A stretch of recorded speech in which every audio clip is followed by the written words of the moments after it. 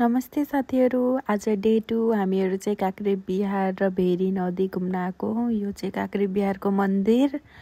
अनि त्यसपछि हामीहरू काँक्रेबिहारमा घुमिरहेको थियौँ। मन्दिरको भिडियो पनि बनाएँ मैले। त्यहाँ एउटा त्यहाँनिर थिएन होला अगाडि चिया पसल त्यही मात्र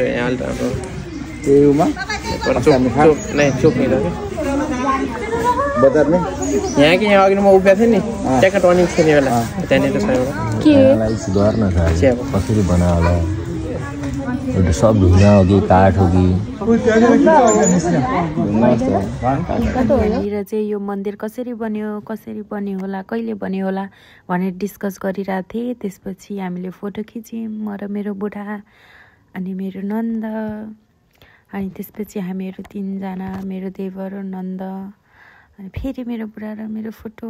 त्यसपछि चाहिँ 4 जना दाई बहिनी भाइ मिलेर आइरहेको थिएँ। अनि मैले भिडियो बनाइदिएँ। यिनीहरूको खुब गफ गरिरहेको थिएँ, के हो बोलिरहेको थिएँ। मलाई चाहिँ थकाइ लाग्थ्यो। त्यसपछि हामी गयौँ भेरी नदी जाने यतातिरबाट, राम्रोसँग त थाहा छैन तर उताबाट भेरी नदी बग्छ अनि यताबाट चाहिँ एउटा खोला बग्छ। अलि राम्रोसँग अब थकाइ लाग्थ्यो, त्यही भएर पनि धेरै त्यहाँ जाने एक्साइटमेन्ट धेरै थियो। त्यही भएर नामसाम त्यति थाहै छैन अहिले। हामीलाई चाहिँ हाम्रो बाबुले घुमाउन लैजानु भएको यो ठाउँ। अनि त्यसपछि एकदम अफ रोड थियो। हामी चाहिँ भित्र भन्दा नि भित्र गयौँ। अनि मेरो बुढाले चाहिँ मलाई पानीमा नबस है, पानीमा नखेल है भन्दै रिसाइराख्नु भएको थियो। कपडा भिज्यो भने म रिसाउँछु रे। कुर्ता सुरुवाल लगाएको छु भने कपडा त भिजिहाल्छ नि, त्यो त नर्मल कुरा हो नि त। त्यही पनि पुरा रिसाइ मसँग मेरो भिडियो पनि बनाइदिनु भयो अनि मेरो फोटो पनि खिचिदिनु भयो। खिच्नु त रिसाइ त्यही पनि। अनि त्यसपछि यो भिडियो पनि बनाइदिनु भएको मेरो बुढाले हो।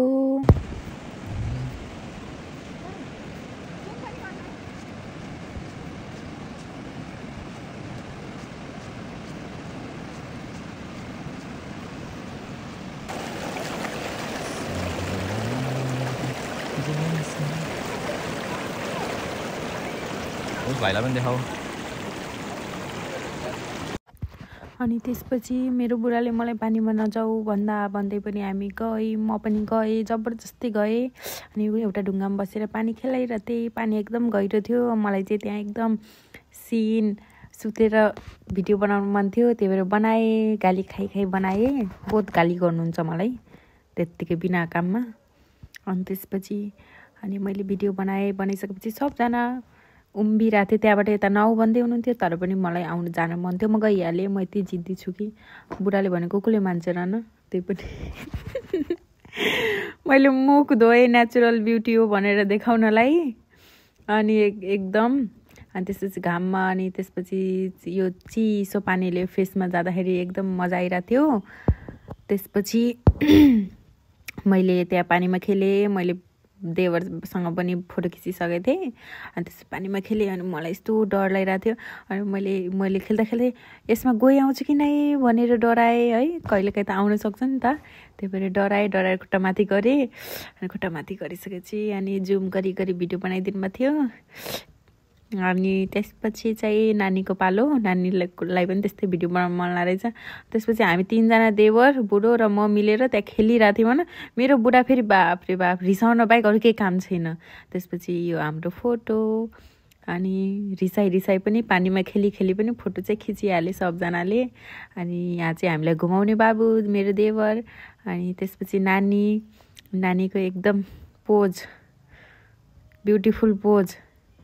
अनि यो पनि नानी। अनि त्यसपछि यो चाहिँ हाम्रो जुङ्गे देवर।